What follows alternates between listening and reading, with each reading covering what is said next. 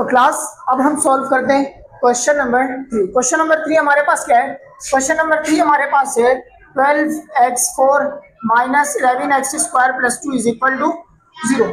दोबारा मेरे पास क्या है? x की पावर 4। तो आपको जैसा कि मालूम है कि x की पावर 4 को मैं क्या कर सकता हूँ? x² का स्क्वायर लिख सकता हूँ ना। तो मैं क्या करूंगा, यहाँ पे 12x की पावर 4 की जगह क्या करूंगा? x² का square minus 11x² plus 2 is equal to 0। ठीक है, अब आप क्या करोगे? x²। आपको एक चीज पता होगी कि हम लोगों ने एक चीज सीखी थी क्वाड्रेटिक इक्वेशन में। क्वाड्रेटिक इक्वेशन हमारे पास क्या होगा? सबसे पहले हमारे पास स्क्वायर होगा, फिर x होगा और फिर एक कांस्टेंट नंबर होगा। दोबारा से चीज मैं आपको बता रहा हूँ ताकि आपको ये चीज समझ में आ जाए, बाद में कोई मसला मसाइल ना हो। यहाँ पे क्या मेरे पास x², तो मैं क्या करूंगा? x² की जगह लिख दूंगा t, कि जहां पे क्या आ रहा है x² आ रहा है उसकी जगह पे क्या लिख दो? t लिख दो। यहाँ पे मेरे पास क्या है? 12, x² की जगह क्या आ जाएगा? t, और ऊपर क्या मेरे पास? स्क्वायर माइनस 11 x² आ गया, तो x² किसके बराबर है? t के, प्लस का 2 इज इक्वल टू 0। अब अगर आप देखो तो मेरे पास ये इक्वेशन बिल्कुल इस तरीके से बनी हुई है, यानी क्वाड्रेटिक इक्वेशन अप्लाई हो सकता है। तो मेरे पास a क्या है? मेरे पास 12 है, b मेरे पास माइनस का 11 है और c मेरे पास है 2। तो मैं यहाँ लिखता हूँ कि t is equal to minus b plus minus under root b square minus 4ac upon 2 है। ठीक है, अब यहाँ क्या होगा? t is equal to minus b की जगह क्या आ जाएगा? माइनस का 11 plus minus under root b square, तो मेरे पास b की वैल्यू माइनस 11 का स्क्वायर माइनस का 4, a की जगह मेरे पास क्या आ जाएगा? 12 आ जाएगा। सही है, यहाँ आ जाएगा c की जगह क्या लिख दूंगा? 2 डिवाइडेड बाय 2। a की जगह मेरे पास क्या आ जाएगा? a की जगह मेरे पास आ जाएगा 12। अब हम क्या करेंगे? माइनस माइनस प्लस हो जाएगा, तो मैं यहाँ लिखूंगा t is equal to minus minus plus, तो यहाँ आ जाएगा 11 प्लस माइनस अंडर रूट 11 का स्क्वायर मेरे पास क्या होता है? 1 to 1 होता है।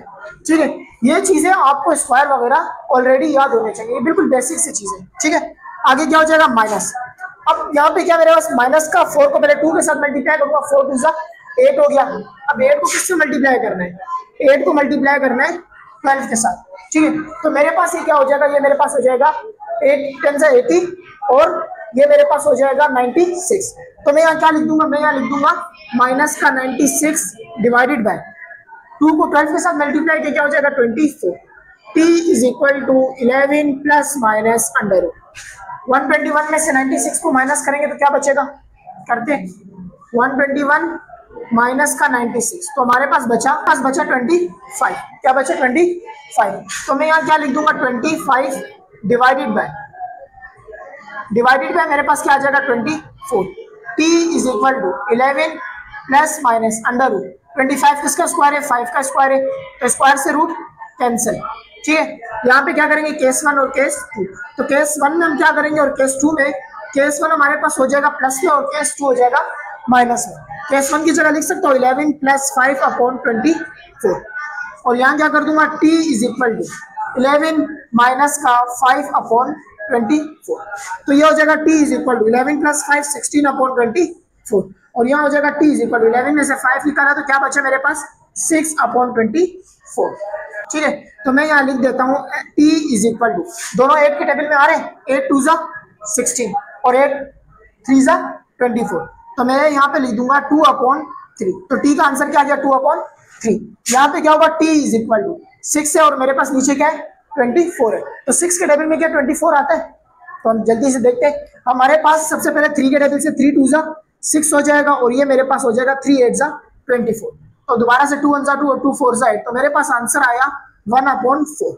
ठीक है, अब हमारे पास आपको पता है कि t किसके बराबर था?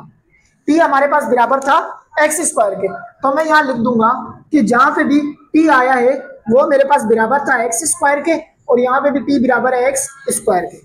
t is equal to 2 upon 3, तो इधर t की जगह क्या आ जाएगा? x² is equal to 2 upon 3। यहाँ पे क्या है? t, तो t की जगह क्या आ जाएगा? x² is equal to 1 upon 4। आपको पता है स्क्वायर क्या करना पड़ेगा? यहाँ से खत्म करना पड़ेगा, तो इससे खत्म करने के लिए क्या करेंगे? Taking root on both side. तो मैं यहाँ पे लिखता हूँ taking root on both side, यहाँ पे भी जल्दी से लिखता हूँ taking root on both side. तो स्क्वायर से रूट क्या हो जाएगा? कैंसिल, और यहाँ क्या आ जाएगा? Under root 2 upon 3। यहाँ पे क्या हो जाएगा? x², स्क्वायर से root cancel, under root 1 upon 4 और 4 मेरे पास किसका स्क्वायर होता है? 2 का, तो मैं इसकी जगह लिख सकता हूँ 2 का स्क्वायर, तो स्क्वायर से रूट कैंसिल हुआ तो मेरे पास x का आंसर क्या आ गया 1/2, और यहाँ पे मेरे पास x का आंसर आ गया √2/3। लेकिन सर यहाँ पे ये चीज तो हमारे पास क्या है, अंडर रूट के अंदर है। तो अब आप क्या करोगे, अंडर रूट के अंदर है तो हम इसे नीचे, हमारे पास हमेशा ये याद रखना, जब भी आपके पास x की वैल्यू कोई रेशनल नंबर ना आ रही हो, कोई ऐसी वैल्यू आ रही हो जो रूट के अंदर है, उस सूरत में आप क्या करोगे, नीचे वाला जो डिनोमिनेटर है उससे ऊपर और नीचे क्या कर दोगे, मल्टीप्लाई करवा दोगे। तो मैं यहाँ लिखता हूँ x is equal to √2/3 multiply by 3/3। अब ऐसा किया क्यों, अगर आप देखो तो मैं 3/3 मैंने लिखा है, तो मैं अगर चाहूँ तो इनको डिवाइड करना चाहूँ तो कर सकता हूँ। जब मैं इन्हें डिवाइड करूंगा तो मेरे पास वापस ये वैल्यू बन जाएगी, ठीक है। अब यहाँ क्या हो जाएगा, x इज इक्वल टू √3 2 6/3 3 9, और मेरे पास 9 किसका स्क्वायर है, 3 का, तो मैं लिख दूंगा √6/3 प्लस माइनस, मेरे पास x का दूसरा आंसर भी आ गया, ठीक है। आई होप आप लोगों को ये तीनों क्वेश्चन भी क्लियर हो गए होंगे।